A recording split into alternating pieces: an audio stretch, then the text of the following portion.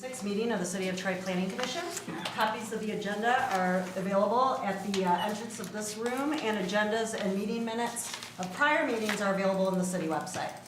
The meeting will be conducted in accordance with the agenda as presented and as amended by the Planning Commission. State law establishes planning commissions. This planning commission is comprised of 9 residents appointed to serve a community. Members are appointed by the mayor and confirmed by the city council. Other individuals participating in the meeting include representatives of the city's planning department, city attorney's office, and the city's planning consultant, Carlisle Boardman Associates. If you wish to address the Planning Commission, please go to that lectern and clearly print your name and address on the sign-in sheet. Please begin your remarks by stating your name for the benefit of all the commissioners. All remarks should be addressed to the Planning Commission and not to anyone else in the room. If you have a cell phone, please turn it off or to silent mode so we don't disrupt the meeting. And at this time, I'd like to ask Mrs. Zarnicki to take the roll call. Mr. Buechner? Here. Mr. Faison? Here. Mr. Fox? Here. Mr. Hudson? Here. Mr. Krent? Here. Mr. Lambert? Here. Ms. Malala Here. Ms. Parakis? Here. Mr. Tagle? Quorum present, Madam Chair. Thank you. Next, we have the approval of tonight's agenda. Do I see a motion? Mr. Lambert, seconded by Mr. Faison. Does anyone have any issues, edits, questions? Okay, we're ready for the roll call. Mr. Faison? Yes. Mr. Fox? Yes. Mr. Hudson? Yes. Mr. Krent? Yes. Mr. Lambert? Yes. Ms. Malala Yes. Ms. Parakis? Yes. Mr. Buechner? Yes. Motion carries. Thank you. Next, we have approval of the minutes from our December 9th, 2026 meeting. Mr. Fox, and seconded by Ms. Malala Holly. Any questions, edits, suggestions for the minutes? Okay, I think we're ready for the roll call. Mr. Fox? Yes. Mr. Hudson? Yes. Mr. Krent? Yes. Mr. Lambert? Yes. Ms. Malala Yes. Ms. Parakis? Yes. Mr. Buechner? Yes. Mr. Faison? Yes. Motion carries. Okay, and next we have public comment for items that are not on the agenda tonight. So if anyone's here to speak on something that we're not going to be discussing tonight, you can sign in and go to the lectern. Sorry, thought I was going to be prepared. We'll give you 3 minutes. I don't know if we have a timer. Okay, Mr. Savinant will be keeping time. Thank you.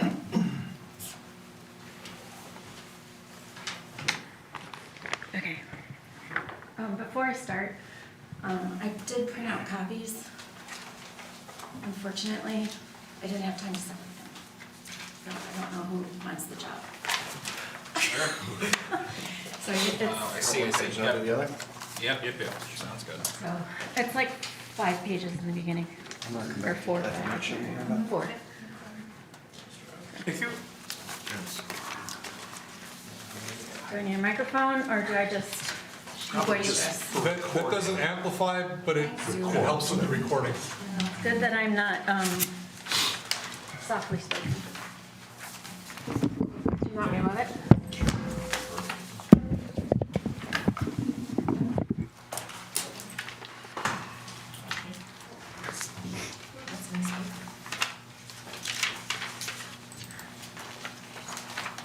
Are these your comments, or are your comments going to be different than?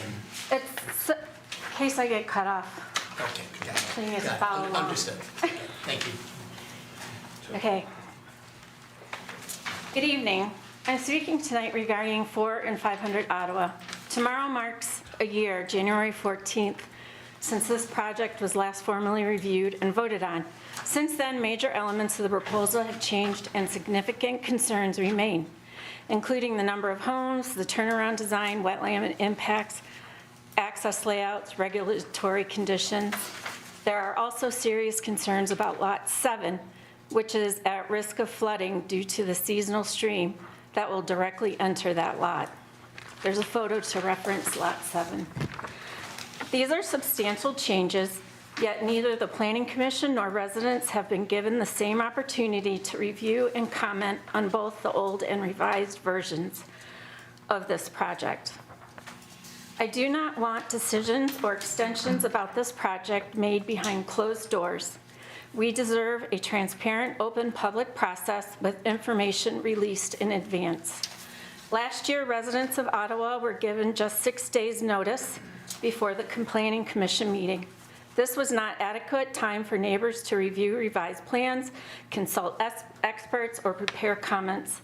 I'm requesting that residents be given another opportunity to comment with reasonable advance notice and access to all documents well ahead of any future meetings. I am asking that the correct public signage be posted on front lawns and not altered or replaced shortly before a hearing. There are also concerns regarding the potential conflicts of interest in 2024. Developer Gary Abatheria was asked by our city attorney, Julie Dufresne, whether he had consulted his attorney regarding boundary changes affecting the platted subdivision. He stated that he had, and that those changes did not affect the subdivision. What was not disclosed at that time is that his attorney is with the Hudson Sawyer Law Firm. That firm connection was disclosed publicly in 2018, but not in 2024. Even though Mr. Hudson currently serves on the Planning Commission At a minimum, this creates the appearance of conflict of interest. The public deserves clarity and transparency.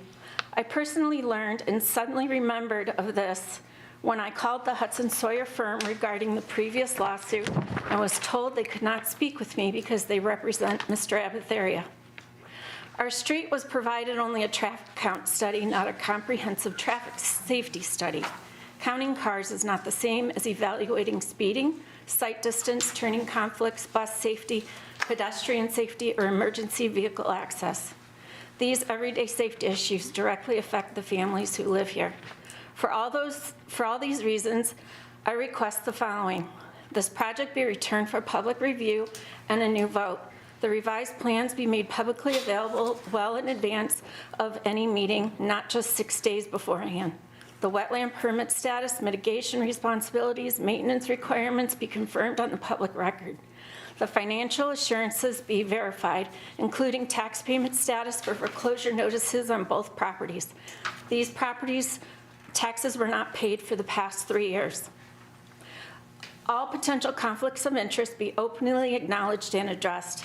That a traffic safety study be conducted, not merely traffic counts. That there be a full public discussion of the Subdivision Control Act and public boundaries. Our subdivision deserves a fair, thorough, and honest review based on the project as it exists today, not as it existed a year ago. Most importantly, we request that the health, safety, and welfare of the residents be top priority. Thank you very much. Madam Chairman, since I've been mentioned very prominently in the script, I think I'd like to make a couple corrections. I have never represented Mr. Abatheria. As a matter of fact, if you recall, I asked to be permanently disqualified from anything concerning him because of a prior relationship, which I didn't believe he was telling the truth. This could well have been Tom Sawyer, who was a former city attorney in Troy and represented a Joel Garrett, who was a landowner at that point. He did not represent Mr. Abatheria to my knowledge. So that being said, take this with a grain of salt. Okay, thank you for that. Normally, we don't discuss public comment, but, it's hard to get this and digest it all that quickly, but it's definitely something I'm going to look at, and then, maybe I'll reach out if we have further questions and talk about it, unless at this time you have anything to I don't even have a copy of it, I can't even Okay. speak to it, so you may want to provide me with a copy at some point this evening. I Okay, can't speak to this is the first I'm hearing any of this, so Okay. I'm just gonna, okay, that's fine. I mean, I We'll don't look into it, but I at don't this expect point, I have anyone to nothing to respond say. right away, but it's kind of like, I don't even know how to respond, because it's kind of overwhelming. But I don't want you to feel like we're dismissing it. It's just, we're gonna have to, I'm not take some dismissing it, time I'm hearing to this look. for the first time, and I just Yeah, I can't speak understand. intelligently at all. Right, okay. All right, public comment for items not on the agenda. Is there anyone else here who'd like to speak on something? Okay, seeing no one, we're gonna move on to our next item, which is item number 5. It's the public hearing that has remained open since our December 9th meeting. It is a conditional rezoning application, JPCR 2025-010. It's the proposed Z Square Medical Office Building, which is on the north side of Big Beaver, east side of Frankton, PIN 88-20-22-358-28 and 29, Section 22, from R1E, One Family Residential zoning district, to the Big Beaver zoning district. And I think Mr. Yes, Carlisle. thank you and good evening. This is pretty much the same exact presentation that I've given at the previous planning commission meeting, so I won't go through it super quickly, but I will kind of more highlight some of the pertinent points. As noted, this is a conditional rezoning to construct a medical office building. It consists of 3 parcels. The front parcel is zoned Big Beaver, and the back 2 parcels are both zoned R1E. The front parcel is vacant, and the rear parcel was improved with a single-family home. However, that has been demolished. The site layout is Big Beaver is to the right of the screen, and Frankton is to the bottom of the screen. It's a single-use 7,000 plus square foot medical office building. We do note there's no direct access off Big Beaver Road. The building is placed at the hard corner of the intersection of Frankton and Big Beaver Avenue, and parking is located in the rear of the building with access off of Frankton. The applicant, one of the items that came up to the last planning commission was the kind of the, not necessarily the conditions that they were offered, but the narrative under which they were written. They were pretty restrictive for the applicant. So the applicant has provided revised conditions. Those either have been or will be reviewed by the city attorney if this does move forward. The first condition is that it shall be developed and used for professional office or medical office only. The development shall be in conformance with the site plan submitted. The landscape and greenbelt buffers shall be installed and maintained in accordance with the approved plans. Exterior lighting shall comply with all the approved photometric plans.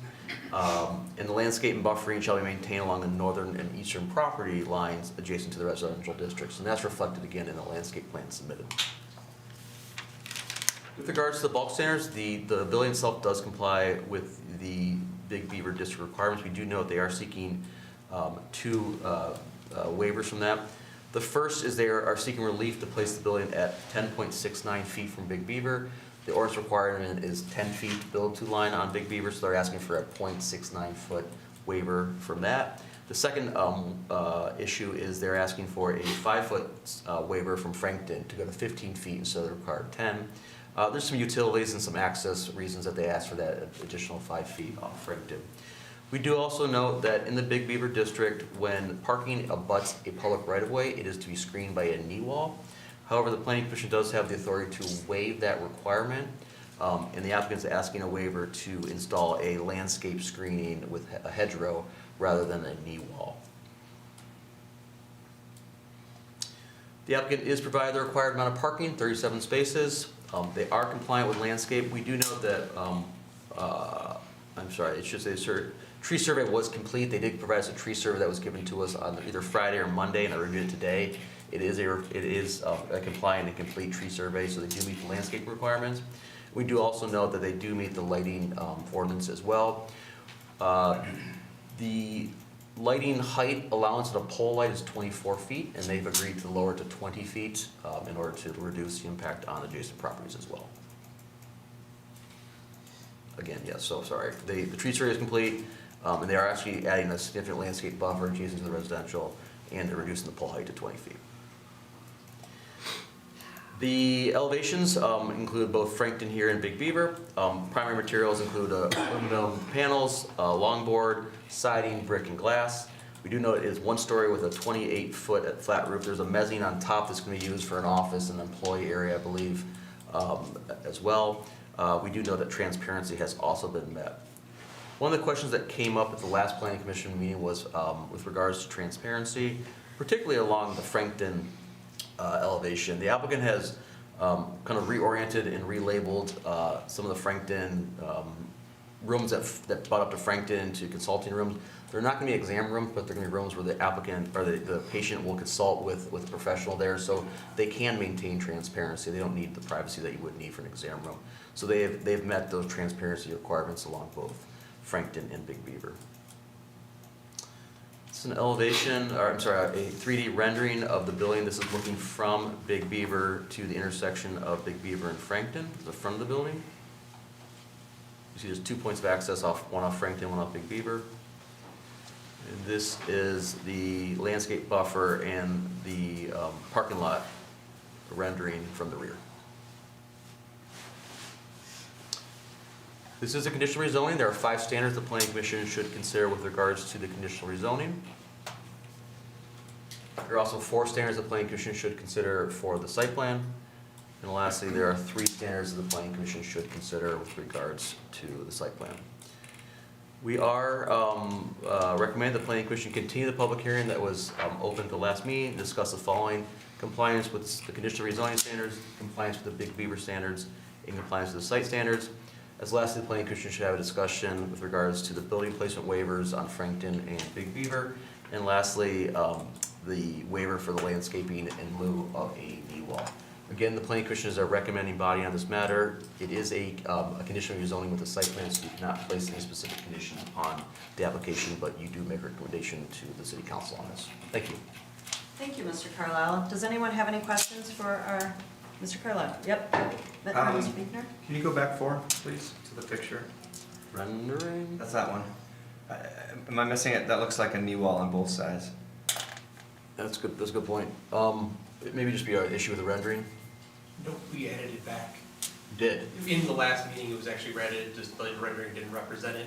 Because of the concern it was asked for, we did ask if we could remove it and do a landscape buffer. After talking to the landscape architect, he was concerned of the survivability of such the tight space to put the landscape.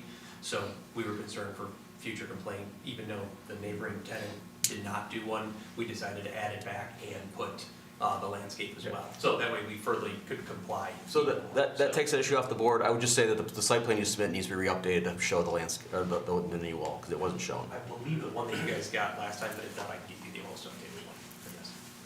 Thank you. Can you go one more picture back? Which way? That, like the other picture, because I think there were just 2. This is Just those 2? This is just these 2. Okay, this one? So, I think I asked about it last time and I don't remember. You know how there's this, that little cutout right there? That shouldn't be there.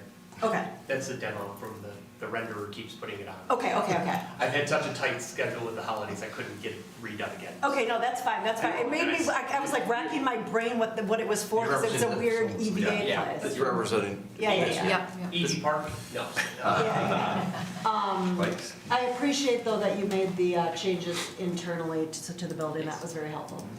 Okay, anyone else have questions for Mr. Carlisle? Okay. Does the applicant want to tell us anything else?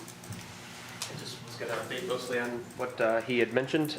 Basically, the 3 things I just wanted to mention is we updated the conditions, as you saw, per the comments the last meeting.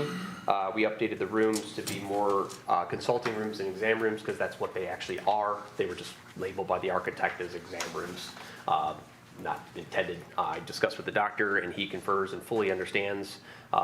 Definitely expressed your concern from last meeting about the transparency, that no blinds, no coverings, no this, that, and he is fully understanding and in agreement to comply with that.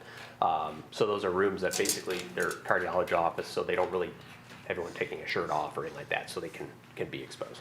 And then the only other thing was the new renderings representing it, other than the little cut in there is not supposed to be there. It's not on the site plan. So, but other than that, we've tried to comply and make any updates from the comments made last time. There was only one other thing that we didn't represent. I talked to the planner about was the no right turn. We do plan to honor that and put it on there. There's just no good way to show it on a site plan, but we will honor that and make sure there's no right turn out of the development. Any questions for me? Does anyone have any questions for the applicant? Yep, Mr. Biegner. We got 2 letters, and I kind of look at it anyways. We got 2 letters. Were all the neighbors around that area, were they?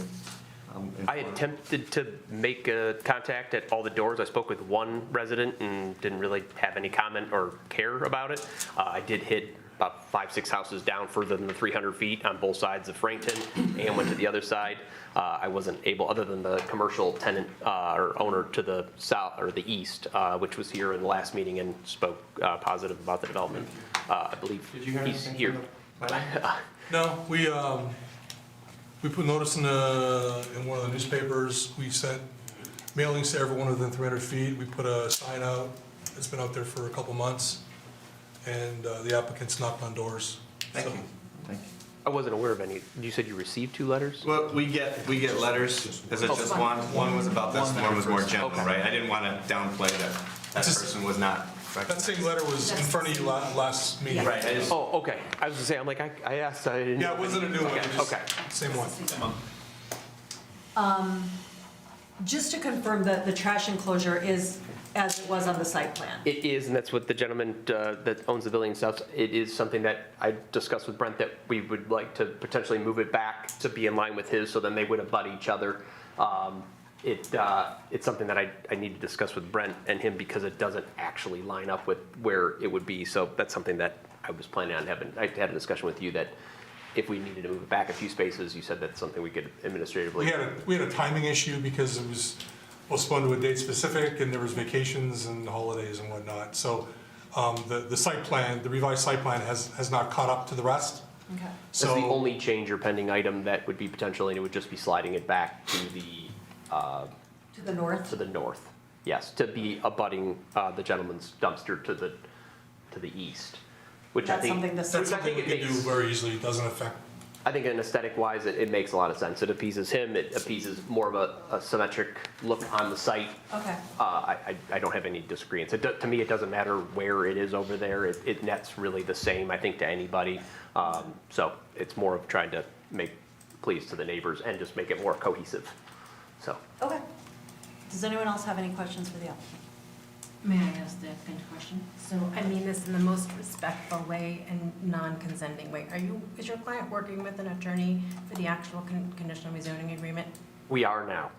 Okay. I've had trouble trying to get, we've had 2 different, one that was suggested by someone in the city, and then one that we've actually spoken with, and it's just been tough with the holidays That's and fine, stuff. because what was submitted, That was the best I could put together to give you something, so. I kind of suspected that, so, okay, because We my make it- boss did look at this and she's like, there's no way we would even. I was present expecting a that to- response to- that was, Okay, Yeah. all right, so we're on the same page. I was just trying to give you something, so we had Thank something you. on Yeah, I it. mean, the bones are there. It's like someone took a conditional rezoning agreement and kind of put in non-legalese, and I appreciate the effort, but yeah, okay. There Thank will you so be a much. Formal one over the next hopeful week and a half, so. Thank you.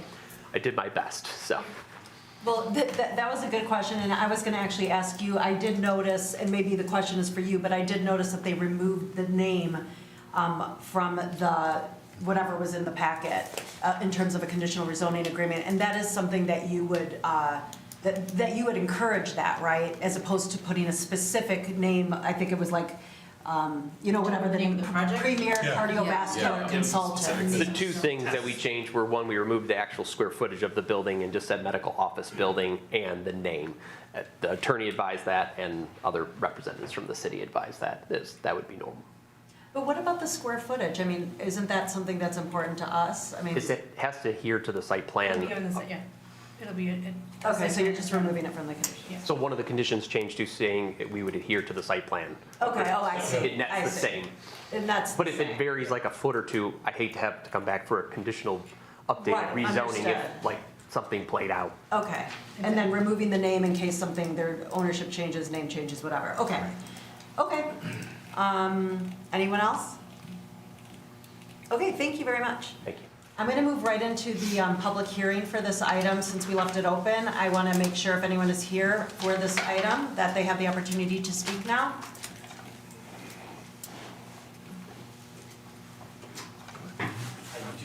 Yep, go ahead, please, yeah, and please sign in and then introduce yourself. So, do you want me to time this as well?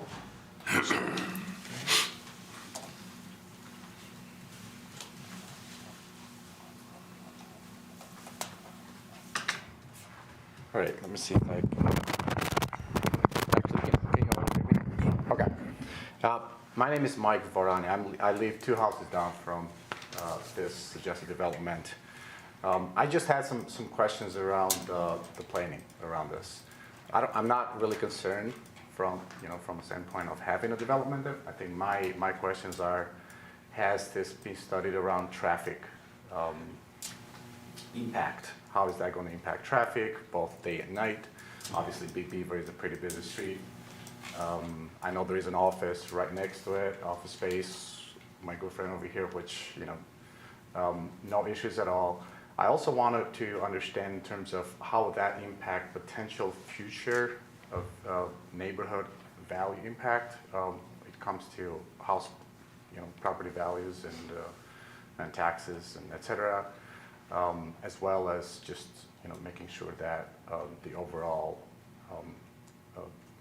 neighborhood kind of feel just kind of remains right untouched. So that's really kind of my concern around this is traffic, property values, safety, and making sure that also the other question I had was if for future in future if this changes, if there's any potential redevelopment, or are there specific conditions for this property that need to be considered? Thank you. Did you sign this? Yes. Oh, online, perfect. Yeah, so is there anyone else here who would like to speak for the public hearing before we close that? Okay, we're gonna go ahead and close the public hearing and turn it back to planning commissioner discussion. I mean, normally we don't, it's not a Q&A for the public hearing, but I will just say that one of the ways we address the traffic for this particular development is we ask them to put a no right turn so people would not be entering into the neighborhood. So the traffic is really just coming in off of Big Beaver. And then the other, we don't really look into how properties affect home values. That's not really under our purview. And yeah, it's a conditional rezoning, so we are rezoning from, part of it is being rezoned from residential to Big Beaver District. But if you look at the master plan and the zoning maps, it really falls within that. So we felt, because these are all, they're good questions and it's things that we have to touch on in order to approve this, because they're all requirements for approval of a conditional rezoning. So I think we've actually discussed them all and feel that they do comply. In terms of neighborhood feel, we had to review it for transition, and we felt that the transition was appropriate given that the building, there's transition between the parking lot and then there's a buffer between the housing. So, did anyone else want to add anything? Yes, Mr. Just Lambert. as a follow-up to what you said too, as well, the one question about if there were changes to the property, but if any changes occur to the property, they have to come back to planning commission and then to city council, so that residents are protected if anything happens there, if I'm not mistaken. Can I add to that? Yes, of course. Yeah, so because it was one of the conditions that was mentioned by the applicant a few minutes ago, he's going to adhere to the site plan shows the medical office. If for whatever reason, property changes hands and someone wants to put a restaurant there, to your point, it would have to go back through the process, public hearing, everyone within 300 feet would be notified, sign placed on the property, publication in newspaper, the 2 public hearings you mentioned, et cetera, et cetera. So there's a lot of heavy lifting to protect the neighbors. Just to add to what the chair said, the property value isn't a purview of this department, but to your point, medical office is an appropriate transition between single-family residential and Big Beaver, so it is appropriate. But for peace of mind, I encourage you to talk to the city assessor. It's not going to negatively impact your property values, but don't listen to me. I'm not an assessor. And the traffic impact, no right turns, which is a good thing. It's a 7,000 square foot medical office. So the traffic engineer did not feel like a traffic study was warranted for that small of a medical office. So the feeling is it's appropriate in terms of safety, and it's not going to negatively impact the neighborhood. And I think, if I could, I think that we had asked, and the hours are generally going to be 9 to 5 business hours. So it's even less intrusive than a restaurant, for example, which would, go late into the evening, possibly. Yeah, if it wasn't at the restaurant, now you've got the 2, you're piggybacking on, and that would have been, I think, Yeah. negative in terms of traffic and parking and all these other issues. Right. But this dovetails nicely, I think, with Yep. the That's what we restaurant. thought, yep. All right, yes, Mr. Yeah, we're Crown. going to address is the commission going to address the setback issues, the We waivers? should. Okay, so how do we feel about .69 feet, a waiver for that on the Big Beaver side and the 15-foot, as opposed to the extra 5 foot, 15 feet instead of 10 feet on the Frankton side? What's our, Mr. Fox? Well, I think personally, the .69, I mean, I don't know if I could even do like .69 accurately, like if I tried to guesstimate it, so I think that's close enough. As for the 5 feet, I think they've done a lovely job of making it look really good with a lot of plantings in that area. I think the utility reasons that were cited by the applicant, I think it just makes sense in this case to say, 5 feet's appropriate. I think if it's within our relief to grant, or within our purview to grant the relief, I think we should, personally. Ms. Malala, how? I'm not opposed to both of those. I'm sorry? I'm not opposed. Oh, okay. Yeah, I thought you said you were. No, I'm in favor too, just giving them in the context of the total project. Does anyone have any issues with it? no. Okay. I think we're ready for someone to propose a resolution. And just keep in mind that we have to, we're a recommending body, well, the resolution's in there, but make sure you cite that the building placement waiver in there.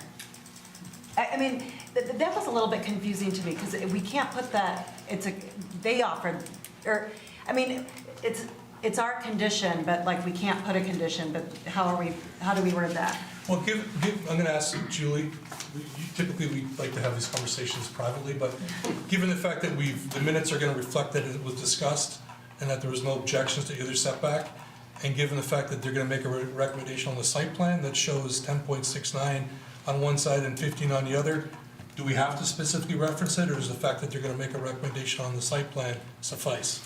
Does that make sense?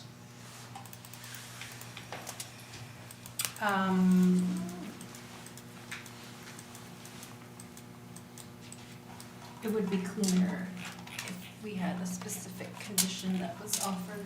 Not condition, Not a condition. design consideration or reference? I don't know if the applicant or whoever would specifically Oh, offer that as a condition. But the site But the plan site- is the condition. It shows up on the site plan. Well, then that's fine. If it's already in the site plan, then that's incorporated. So the by site condition. plan reflects the 10.69 and the Yes. 15? Yeah. Okay, so I if we thought you were saying recommend, something, okay, yeah, no, if the site plan is incorporated by reference, which it is, then it incorporates that's like. Condition offer. so we're approving, or we're recommending it as is, and we've discussed that, those two. that we're okay? Okay. Before we go on, so it's not a condition to me, it's just a waiver. It's not a condition. Right, no, it's not a condition. That's not a condition. Okay, But by approving the site plan, you're waiving the, yeah, fine. you have the purview to administratively approve the waiver, and you're recommending we do so. Essentially, we're recommending the site plan as provided as a condition of the conditional rezoning. Yes. Be it resolved that the planning commission has considered an application to conditionally rezone certain property approximately 0.5 acres in size located within section 22 of the city of Troy, north of Big Beaver Road and east of Frankton, with property identification number PIN 88-20-22-358-029. Planning commission hereby recommends approval of the application to conditionally rezone the subject property from R1E to BB zoning as permitted pursuant to section 16.04 of the City of Troy zoning ordinance. The recommendation is based on the following findings made pursuant to the standards outlined in Troy's zoning ordinance. The request complies with the master plan.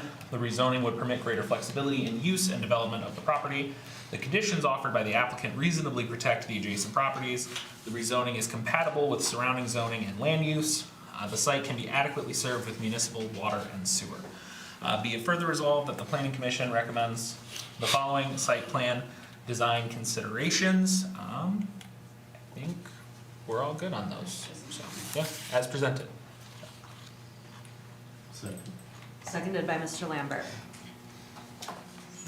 The only, Discussion, what, yeah, Mr. yeah, Sorry. the dumpster location, I don't believe the most recent site plan that we have is caught up to the applicants agreeing to shift the dumpster a little bit to the north. So, I mean, I mean, for me, that's a question for Ms. Dufresne on how we handle that. It sounds like he's making that as an Okay. offer, so as So long as that do gets you- reflected on the final site plan. So the site plan, so like, what I can do, to be fully transparent, is we'll get the amended site plan, I make a note of it, I'll call it out, and you can add that as a condition. You can voluntarily add that as a condition when it goes to council. Okay, so it's not part of our resolution? Voluntarily. Right. So it's not part of our resolution? No. Okay. All right, we have a second. Is there any discussion? Mr. Lambert? First, I appreciate the applicant's willingness to put in the no right turn sign on the exits coming out onto Frankton to kind of protect the neighborhoods to the north. And secondly, I know at the last meeting, we kind of discussed a letter we received from a resident concerned about vacant office space, and I think Mr. Savadan addressed that question and gave us assurance that because it's such a specialized use, that it won't have an adverse impact on the office vacancy rates within the city. Thank you. Anyone else? Ms. I think it's Malala the most chic medical office building that we are seeing, so I'm very happy to There's a quote for you. recommend this forward, to move forward, yeah. All right. All right, we're ready for the vote. Mr. Hudson? Yes. Mr. Krant? Yes. Mr. Lambert? Yes. Ms. Malala Holly? Yes. Ms. Parakis? Yes. Mr. Biegner? Yes. Mr. Faison? Yes. Mr. Fox? Yes. Motion carries. Okay, thank you. Thank you very much. Good luck. Okay, we're going to move on to our next item, which is a zoning ordinance text amendment. It's the potential zoning ordinance text amendment for detached accessory structures. And I believe Mr. I'll do that. Savanat's going to present it. Okay, July 15th, 2025, the Zoning Board of Appeals, ZBA, passed a resolution requesting this board to review the detached garage setback requirements in an area of the city in the southeast. Mr. McCauley corrected my memo via text today, southeast corner of the city. Did you catch the typo too? Okay. Nothing gets by you. That's no mistakes. First mistake ever. The resolution also authorized the ZBA member, Jim McCauley, to represent the Zoning Board of Appeals at the Planning Commission meeting. And before I put this on the agenda, I checked with Mr. McCauley to make sure he could attend. He's here. Thank you, Mr. McCauley, for taking time out of your busy schedule to attend. You've already got one meeting a month, and we appreciate you being here. So any really difficult questions, they go to that guy right there. So, and your question maybe, this happened on July 15th, why did it take so long? We've been focusing on the neighborhood nodes, and we're starting to wind down, so this seemed like a good time to initiate this, bring this in front of the board. So the issue, this is the area in question. There's 5 subdivisions in that area. This is 14 Mile. This is the Virgin Diamond interchange at I-75. This is Oakland Mall here. So it's this single-family residential neighborhood here. It's zoned R1E. Okay, these 5 subdivisions here listed. So the issue. There's 5 subdivisions that were platted a long time ago, between 55 and 57. We researched and could not find an ordinance earlier than 1957 that had information related to lot width and lot area, okay? So the 1957 ordinance did not require minimum setbacks for detached garages. The lot area that was established in 57 at least was 7,500 square feet, and the minimum lot width was 60 feet. These are the same numbers these are the same requirements today in R1E. And today, under our zoning ordinance, we have a 6-foot setback requirement for detached garages. So here's the problem.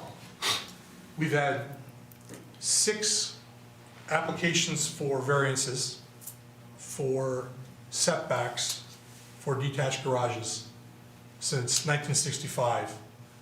That's not a lot over 60 years, but we start to see it ramping up a little bit here, one in 2016, one in 2024. The reason for that, I believe, I don't want to speak for the ZBA, but the properties were built in the late 50s, and all these garages are getting older, everything has a life expectancy, and some of these garages are of poor quality, need to be replaced. In order to do so, because they do not comply, they need variances from the zoning board of appeals. So, the neighborhood contains 352 lots. 247 of those parcels, or 70% of the lots, are less than the minimum 7,500 square foot required lot area. The average lot area is a little under 7,000 square feet. And 20 parcels, or nearly 6%, are less than the minimum 60-foot lot width requirement. What does this tell us? They're small. They're really small. Aren't we small to begin with when you meet the minimum lot requirements? And a lot of these lots are narrower or smaller than what the minimum is for the district. Here's some map of the lots shown in pink do not meet the 7,500 square foot requirement, and the lots shown with the hatch, a lot of them are up here, and here, down here, they do not meet the 60-foot setback, 60-foot frontage requirement. They're really, really tight, and the problem is, because they're small, the garages were fit in at the time in the 50s, and if they fall down and they need to be rebuilt, there's not enough space on a lot of these properties to meet the 6-foot setback. So there's a chance that in the future, we're gonna start seeing more setback variances for detached garages. So the board believes that the prevalence of undersized lots creates a practical difficulty for reconstructing non-conforming detached garages. They request that the Planning Commission review this information for this neighborhood, and the board suggests an overlay district to allow the homeowners to rebuild or replace an existing garage within existing building footprint with a setback less than 6 feet. Here's the text now in our zoning ordinance.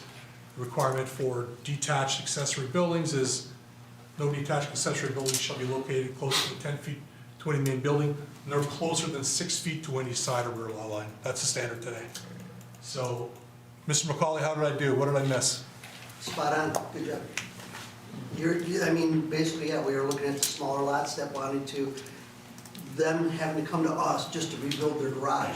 That's pushing 50 years old. So, from our standpoint, we want to be able to accommodate people and make it more user-friendly for those non-conforming lots.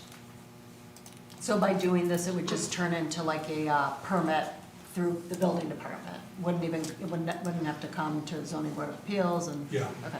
No, full disclosure, I'm not convinced an overlay district is the best approach. I think there's simpler ways than this.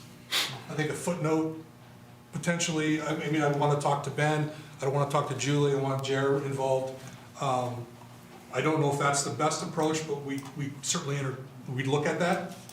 But what we're looking for from the Planning Commission is, do you agree with the Zoning Board of Appeals? Is this a potential problem moving forward? And do you want us to look at bringing forth to you draft verbiage to consider? Or the other way to look at it is, that's what the ZBA is for. Let's just let them get variances. May I? Yes. So the city attorney's office does not support an overlay district, just to be clear. That doesn't mean there isn't another alternative that could solve this problem, but Ms. Bloom would not recommend overlay district at all. Okay, thank you. Yeah, well, so just, Mr. McCauley, thank you so much for coming to present on this.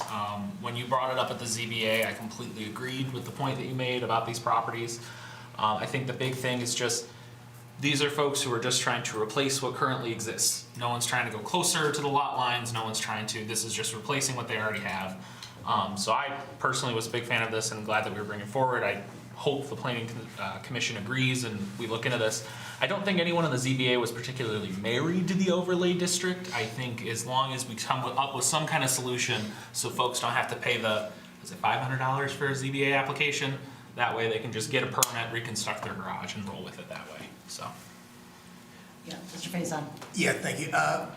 I'm supportive of this. My question, Brennan, is this unique to these 5 subdivisions, or are there any other areas in Troy where this is potentially an issue?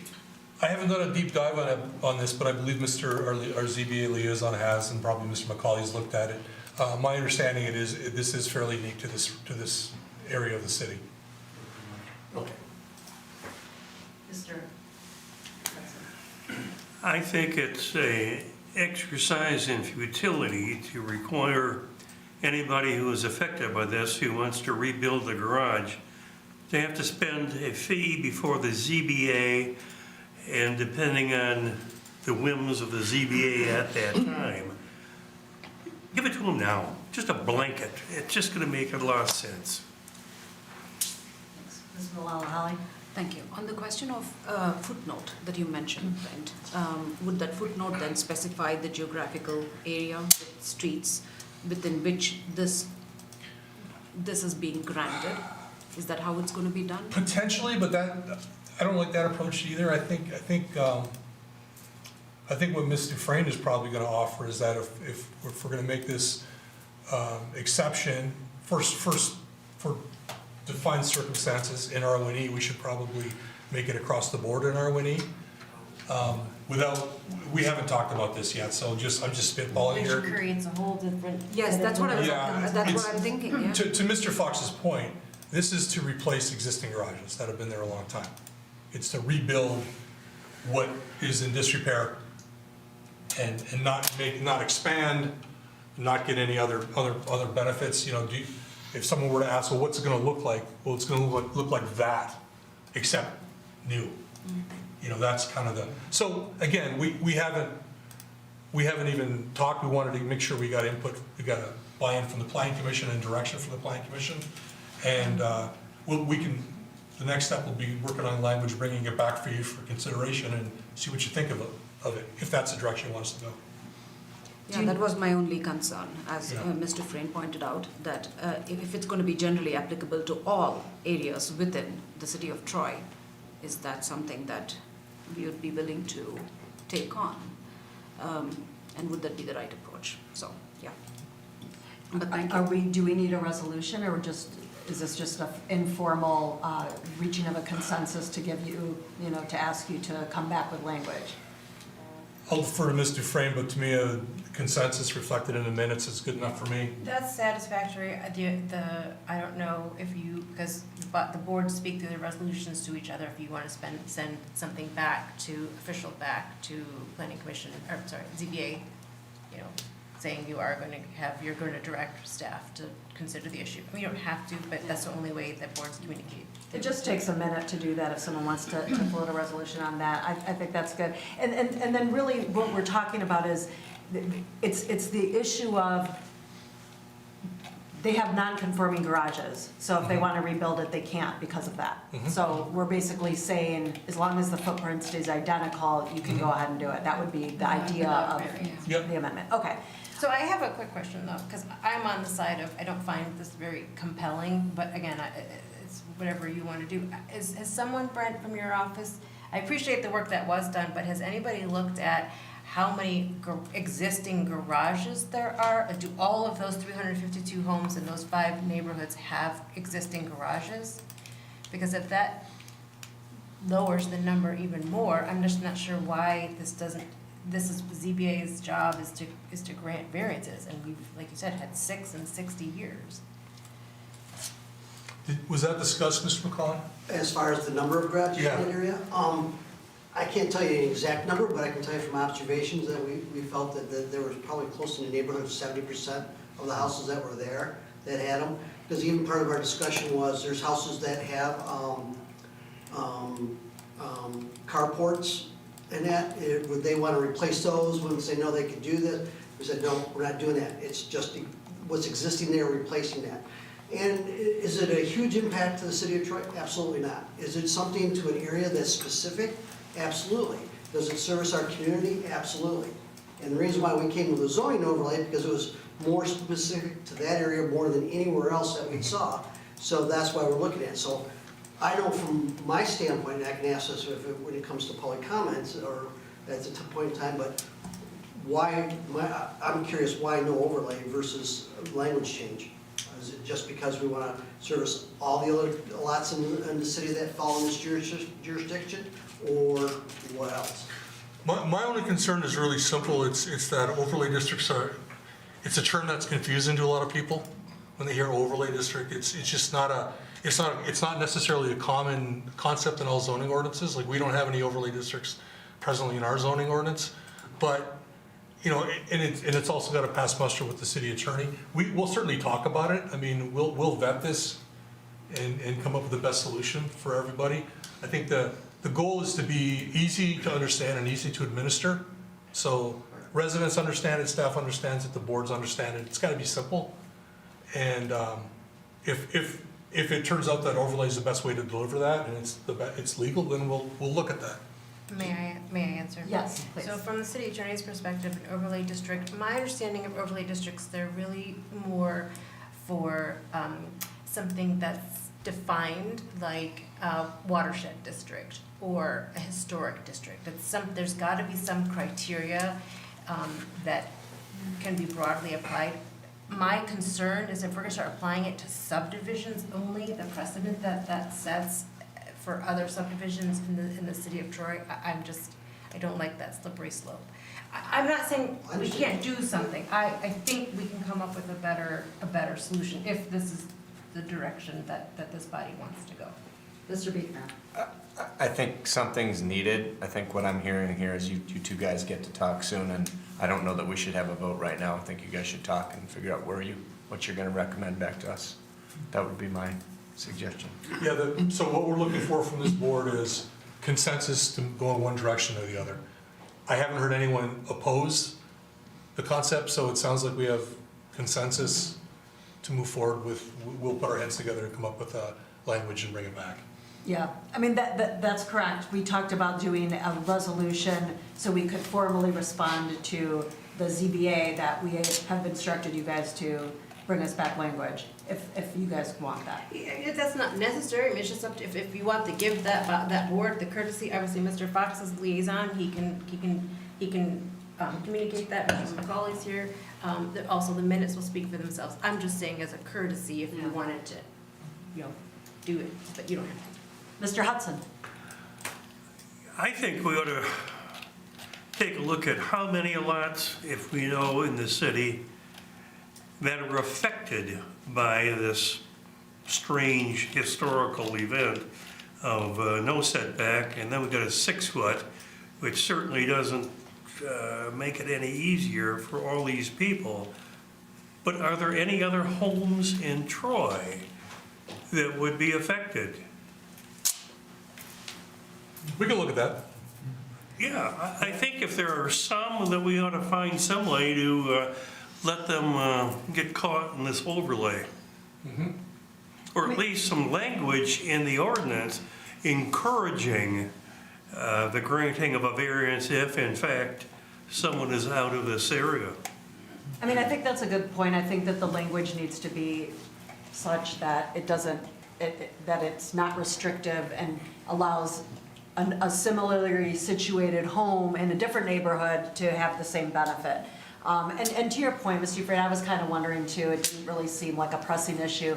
Having said that, 3 in the last 10 years, but 2 in the last 2 years, all on the same street. Maybe they see it happen, they start talking to neighbors. I think it was like Burton Street or something, all of a sudden, but the barrier. All of the applications seem to have been by Italy America, so.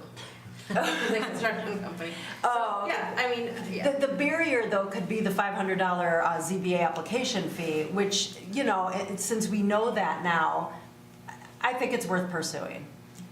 I mean, it could be as simple as, in these circumstances, waiving that fee, but still having ZBA review it. I mean, there's lots of ways we can attack this. And I think also, I don't know, has fire looked at any of this? I don't know.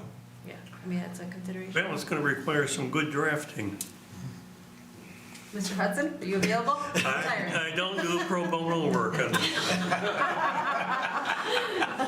Touche. Okay, So does anyone want to make a resolution or, okay, Mr. Fox? I suppose for the sake of the courtesy, just something simple. Planning Commission hereby moves to acknowledge and accept the motion from the ZBA and officially request that city staff begin working on appropriate measures to address the issue in question. Potential, yeah. Second. Okay, Mr. Kren seconds that. Well, we're ready for the roll call. Mr. Kren? Yes. Mr. Lambert? Yes. Ms. Malala-Holly? Yes. Ms. Parakis? Yes. Mr. Biegner? Yes. Mr. Faison? Yes. Mr. Fox? Yes. Mr. Hudson? Yes. Motion carries. All right, thank you. And thank you for being here. No, not voting.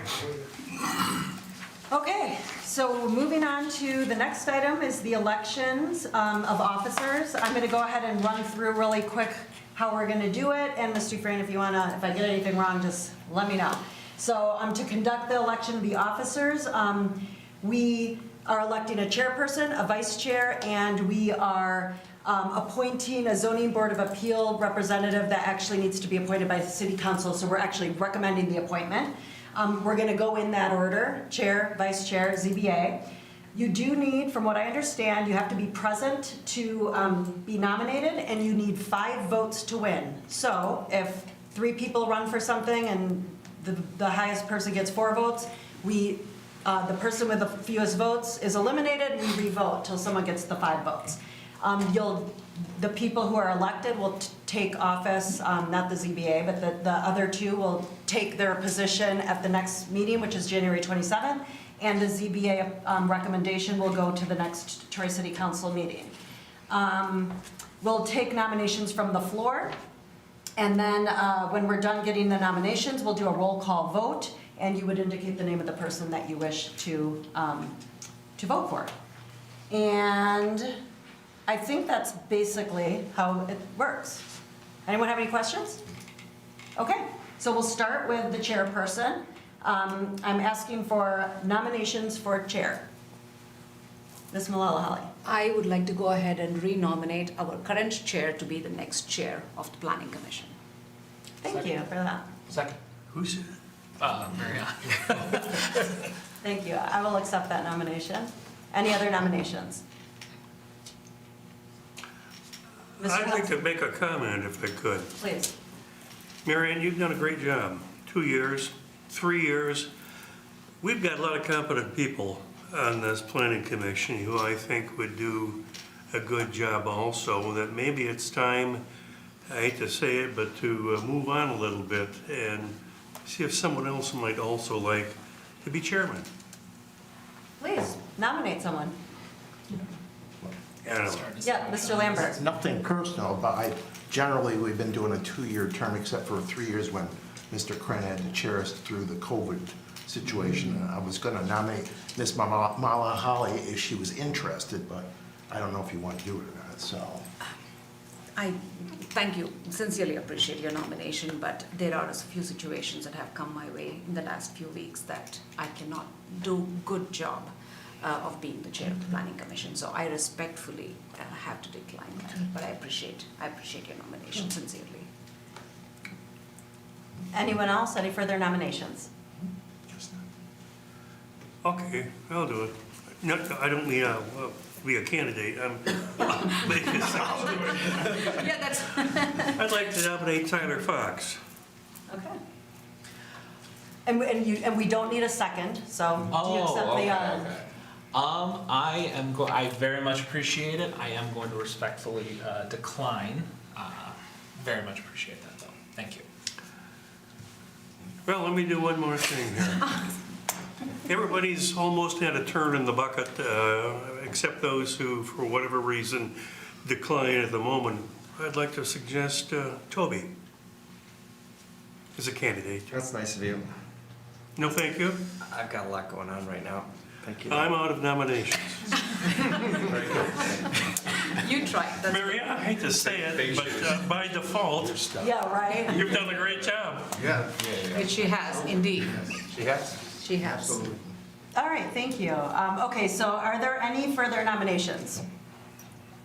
Okay, so I believe we have to do a resolution, and it does say we can do that all at the end, but it would only be if everything's unopposed. So I don't know what order we do it. We would wait and do it at the end? Typically in the past, we've just done a slate, but, yeah, if you want to hold that in abeyance right now and then take nominations for the chair and then move those forward together, that would be fine. Okay.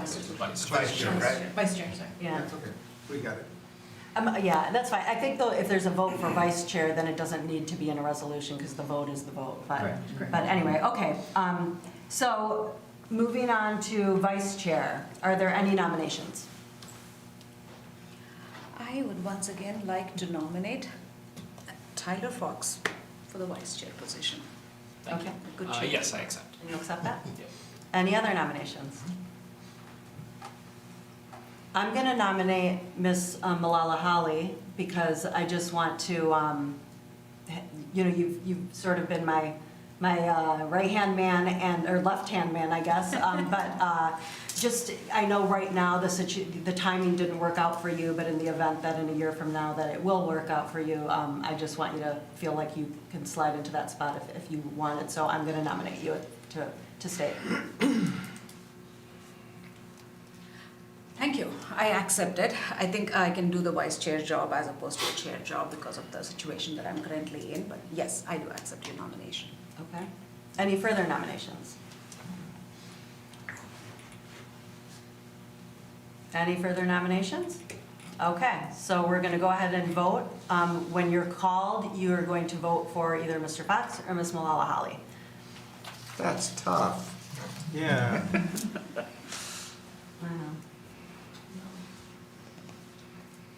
So we're ready for the... Ready? Okay, we're All ready right. for the roll call. Ms. Malala Holly, or do you want me to have you last? It's okay. Put your head down. Let me start with Mr. Beekner. Let's go that way.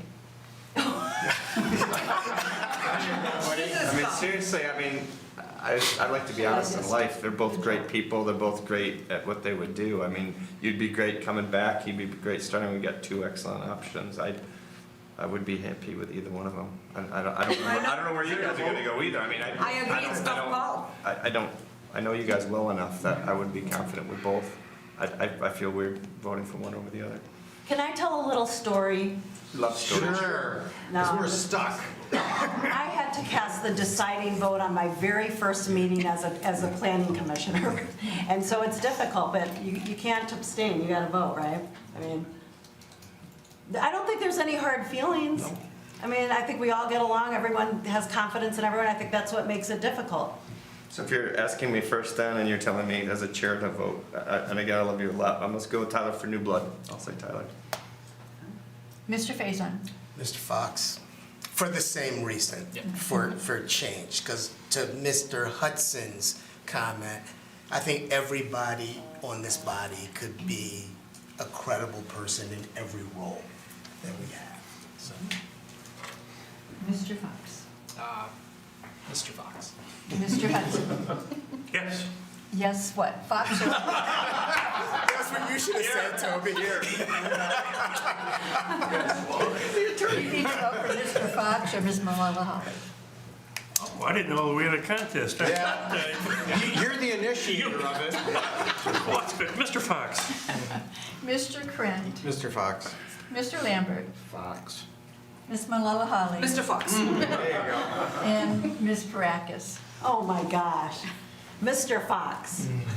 Unanimous. Mr. Fox. Tyler, you're a soldier. Fox it is. Mr. For Fox 4 it years is. in this. And then now we get to nominate someone for the Zoning Board of Appeals representative. Tyler's done a fantastic job for a couple of years for us. Do you like it? I'd nominate Ms. Malala Holly if she wants it. Or is this the time commitment too extra much? meeting Okay. I'm just in a very Forget it, bad I will- situation with work. I will I'm sorry. withdraw that. Yes. Yeah. I guess that's a question for me is can someone hold multiple titles? Okay. And you hold it until there's a replacement appointed by city council, just keep that in mind. Yes, Mr. Beaver. I'd choose Mr. Fox. I like that. I have no need, I have no issue accepting the nomination for that. Yeah. Okay. Any further nominations? I think the ZBA likes me. Yeah, okay, good. Broken it. We've got a question for our city attorney. Yes, Mr. Hudson? Our representative cannot vote in the zoning board of appeals, but he's a member to participate in the discussions. Maybe it's time to change. No, that's not entirely true. It's only if he's voted on something here. It's voting on something twice, so if something comes to ZBA and then the planning commission. Mr. Fox and I just have can't vote. gone, we've had a couple of issues that have come back and forth. So it's not, it's occasionally an issue, but it's not very Well, prevalent. you know, maybe he can vote twice, but he's voting with two different hats on. But he's not voting twice. Well, I know, but I'm saying, I think that we ought to take a look at that. I don't see why he should be disqualified just because he's wearing two hats.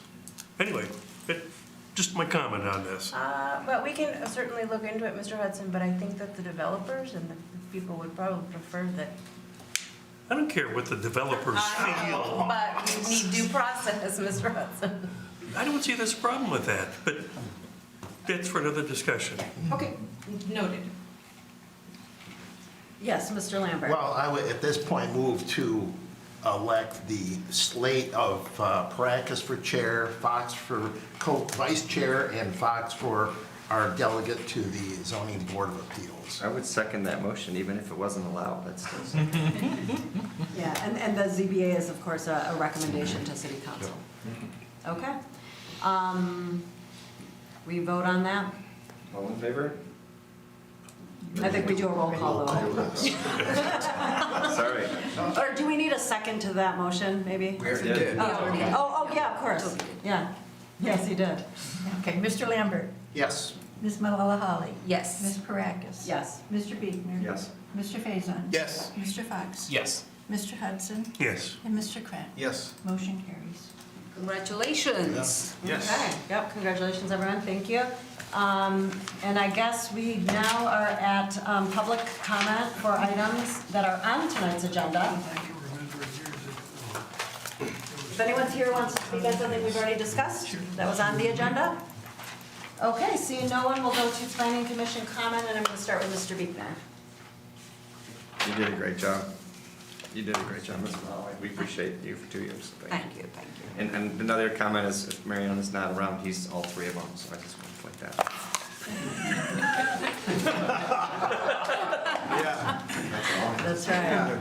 If you're gone, then he's all three. Yeah, he's all three. Wow, scary. No, I'm just kidding. Mr. Cron. I'm sorry, the MAP, the Michigan Association for Planning, had absolutely knocked my socks off presentation of the past and future of planning in Michigan. It was like getting information from a fire hose. It's phenomenal amount of information. The second one will be on the 15th, this Thursday coming up. I implore everybody to watch it. Now, if you don't, they will be sending out a link of the recording after the two are complete. And if I get that, I'll send it out to. Yes, please. Because you go back to the start of Michigan in the 1800s and how planning evolved. It just opened my eyes to why we're doing things today and how relevant our work is compared to, oh my God, it was a free-for-all years ago. And this is very important stuff to have that kind of depth of history. Great, definitely share that. Sounds interesting. Thank you. Mr. Fox, I'm going in a weird order. Well, now that I'm one step away from the president, I'm just kidding. No, I very much appreciate the faith in me that you guys have put for the vice chair position. Lakshmi has done an absolutely fantastic job in the position over the past 2 years, and I'm looking forward to getting a chance to learn. I'm actually a bit relieved we have an experienced chairperson who's rolling through with it to work through all that. So thank you. Mr. Hudson? Nothing, thank you. Mr. Faison? Nothing from me. Mr. And White. thank you for your effort, support, and contributions, Ms. Malala. Thank you. Mr. Lambert? Thank you for your service as co-chair, vice chair, whatever the term is. And secondly, I think some of us received an email from one of our former colleagues on the planning commission, and I think everyone got the letter tonight. And I don't know, I guess the question is, I don't know how long Mr. Carlisle's had a chance to look at that letter, but addressing the question of whether the master plan that's been adopted corresponds with the zoning ordinance language, you're looking at that northwest corner of Waddles and Crooks. Have you had a chance to digest some of the information in that letter? Yes, and you know, we have spent as a subcommittee, as a planning commission as a whole, as a city council actually adopted the master plan. I mean, that corner of that intersection has been looked at and examined in extreme close detail.